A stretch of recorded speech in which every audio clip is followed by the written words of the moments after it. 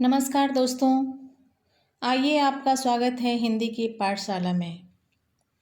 मैं सुभा Singh class 10th के बच्चों के लिए उनकी पाठ्य पुस्तक स्पर्श से पदखंड का पहला चैप्टर लेकर के मैं आई हूँ, जिसका शीर्षक है कबीर की साखी। इसके पहले वाली वीडियो में मैंने कबीर की जीवन परिचय, कबीर की साखी पाठ का कठिन शब्द बताया था और आज मैं इस वीडियो में कबीर की साखी का अर्थ बताना चाहूँगी। मेरे इस वीडियो में अंत तक बने रहे। चलिए आगे बढ़ते हैं। ऐसी वाणी बोलिए मन का आपा खोए, अपना मन शीतल करे औरन के सुख होए। कबीरदास कहते हैं कि हमें इस तरह की वाणी का प्रयोग करना चाहिए जिसमें घमंड का कहीं कोई स्थान नहीं हो। आपा का मतलब होता है घमंड। हमें किसी के समक्ष इस तरह की वाणी का प्रयोग करना चाहिए जिसमें घमंड का कहीं कोई स्थान नहीं हो, और इस तरह की वाणी का प्रयोग करने से हमारा अपना मन तो शीतल रहता ही है, औरन को भी सुख होता है, अर्थात सुनने वाले को भी सुख की अनुभूति होती है। इसलिए हमें प्रेम रूपी वाणी का प्रयोग करना चाहिए। आइए दूसरी साखी देखते हैं। कस्तूरी कुंडली बसे मृग ढूंढे बन माही, ऐसे घटी घटी राम हैं दुनिया देखे नाही। कबीरदास कहते हैं कि जिस प्रकार से मृग की नाभि में कस्तूरी नामक सुगंधित पदार्थ होता है और मृग को ये पता नहीं है कि यह पदार्थ उसकी नाभि में ही बसा हुआ है, और उस सुगंध को ढूंढने के लिए वह पूरे जंगल में छान मारता है, पूरे जंगल में वो भ्रमण करता है ताकि वह सुगंध उसे मिल सके, उसका पता लगा सके कि आखिर वह सुगंध कहाँ से आ रही है।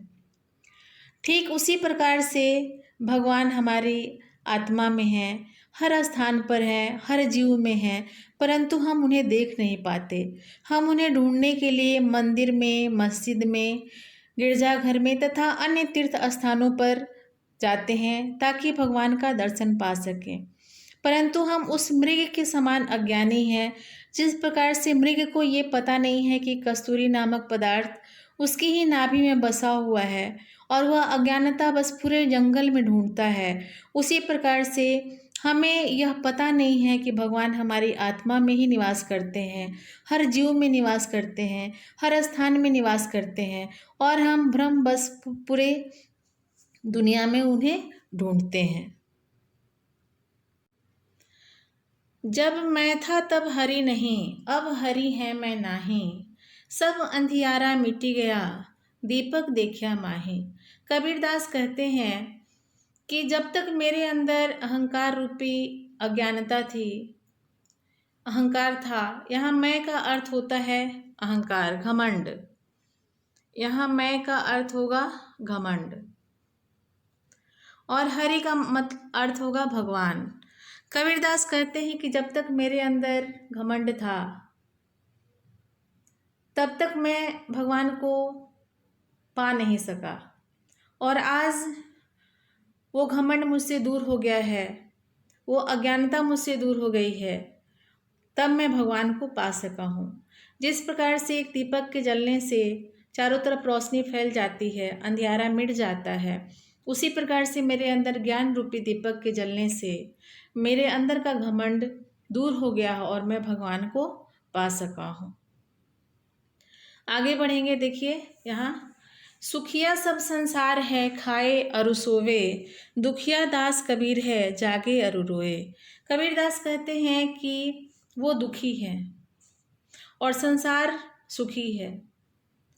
संसार का काम है खाना और सोना, वो सिर्फ इतना ही जानते हैं कि भोग विलास में ही उनके जीवन का सार समाहित है, और कबीरदास उनकी इस स्थिति को देख करके रात भर सोते नहीं हैं और रोते रहते हैं। उन्हें इस संसार की अज्ञानता पर बहुत ही दुख है, अब देखिए आगे, बिरह भुअंगम तन बसे मंत्र लगे ना कोई, राम वियोगी ना जीवे जीवे तो बौरा होए। इसमें कबीरदास कहते हैं कि जब भगवान के बिरह रूपी सांप का विष हमारे शरीर में लग जाता है, हमारी आत्मा में प्रवेश कर जाता है, तो किसी भी मंत्र से वह उतरता नहीं है। राम से दूर करने पर जो राम के वियोगी हैं वो तो जीते ही नहीं हैं, अगर जीते भी हैं तो विक्षिप्त हो जाते हैं, पागलों की तरह हो जाते हैं। अब आगे बढ़ेंगे। निंदक नेड़ा राखिए आंगन कुटी बंधाए, बिन सावन पानी बिना निर्मल करे सुभाए।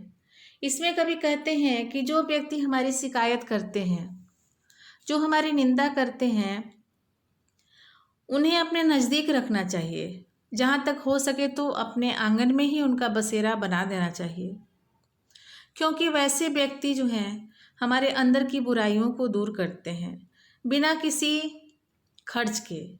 जिस तरह से न साबन और न पानी का खर्च होता है और हमारे अंदर का स्वभाव जो है सुधर जाता है, तो ऐसा तभी होता है जब हम निंदा करने वाले व्यक्ति से दुश्मनी नहीं साधेंगे, उनसे प्रेम रखेंगे, उनसे नज़दीकियाँ बनाकर रखेंगे और वो हमारी अंदर की कमियों को दूर करेंगे।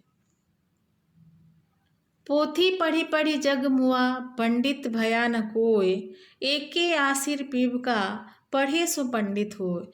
यहाँ कबीरदास कहते हैं कि मोटे मोटे ग्रंथों को पढ़ करके कितने सारे लोग मर गए, लेकिन पंडित होने का सौभाग्य किसी को प्राप्त नहीं हुआ। यहाँ पंडित का अर्थ होता है ज्ञानवान, बुद्धिमान। तो कह रहे हैं कि सिर्फ ग्रंथों को पढ़ने से कोई बुद्धिमान नहीं बन जाता, कोई विद्वान नहीं बन जाता। जब तक कि उसके अंदर एक अक्षर प्रेम का अर्थ का ज्ञान न हो, तब तक कोई भी विद्वान नहीं बन सकता है। एके आसिर पीव का मतलब होता है प्रेम, आसिर का मतलब होता है अक्षर। जो एक अक्षर प्रेम का अर्थ ना समझ पाया, वो किसी भी मायने में पंडित नहीं बन सकता, भले वो कितनी मोटी मोटी ग्रंथों को पढ़ लिया हो। हम घर जाल्या आपना लिया मुराड़ा हाथ, अब घर जाल्या ताश का जे चले हमारे साथ। कबीरदास कह रहे हैं कि मैंने अपने गृहस्थ रूपी घर को जला लिया है अपने ही हाथों में मसाल लेकर।